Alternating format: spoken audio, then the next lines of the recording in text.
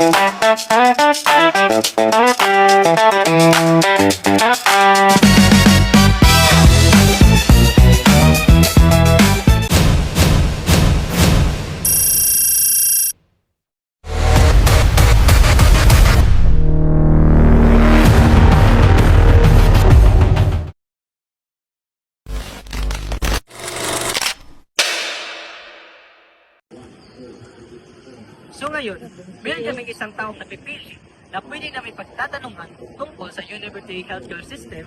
But bago ang lahat, nais muna namin siyang kilalanin bago namin ipahayag ang mga tanong. Bago pa namin tatanong, nais mo ba ipakilala yung sarili? Hello everyone, ako si Victor Fortaleza at mula ako sa Barangay 4 Prof. 2 at ang eskwela sa Mindanao Institute. Ito ang maaaring itatanong ko sa iyo. Ang una, naranasan mo ba ang programang ito? Paano? Oo, naranasan ko ito sa pamamagitan ng paggamit ng PhilHealth at pagpunta sa health center para sa check-up. Pangalawa, ano ang benepisyo nito sa kanilang pamumuhay? Bawasan ang paggasto ng pagpapagamot at mas madaling makukuha ang serbisyong pangkalusugan. May mga hamon o kakulangan ka bang napansin? Oo, minsan mahaba ang pila at kulang ang doktor sa pasilidad. Ano ang gawin para mas makabuti ang programa? Sa tingin ko ay dagdagan ang mga kulang na health workers at ayusin ang mga pasilidad. Ops, hindi pa po tayo nagtatapos. Bukod sa mga tanong at mga sagot, ayon sa naiintindihan ko, nakakatulong ang programa sa kalusugan ng mga tao. Pero, may mga problema pa rin at kailangan pa itong ayusin at pagbutihin. Pero, para mas maunawaan pa natin, ating isa-isahin ang mga tanong na ito para sa mas klarong impormasyon. Ipinapakita na naranasan ang universal health care sa pamamagitan ng PhilHealth at paggamit sa health center para sa check-up at gamutan.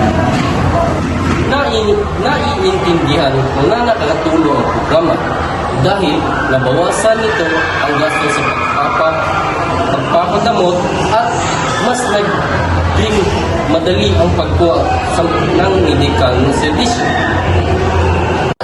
Ang naintindihan ko sa sagot na iyon ay may mga problema pa rin sa serbisyo tulad ng mahabang pila, kakulangan ng doktor at pasilidad. Kaya minsan, nahihirapan ang mga tao na agad makapagpagamot. Ibig sabihin nito ay may mga paraan pang pwedeng gawin para mas mapabuti ang programa tulad ng pagdagdag ng health workers at pag-aayos ng pasilidad at mas maayos na pagbibigay informasyon sa mga tao tungkol sa kanilang benepisyo.